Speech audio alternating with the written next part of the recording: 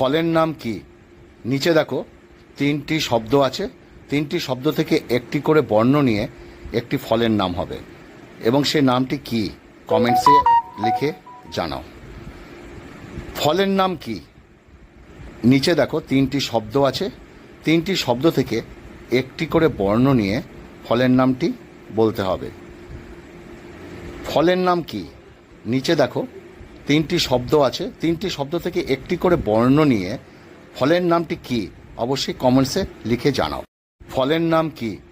নিচে দেখো তিনটি শব্দ আছে, তিনটি শব্দ থেকে একটি করে বর্ণ নিয়ে একটি ফলের নাম হবে, এবং সেই নামটি কি কমেন্টসে লিখে জানাও। ফলের নাম কি?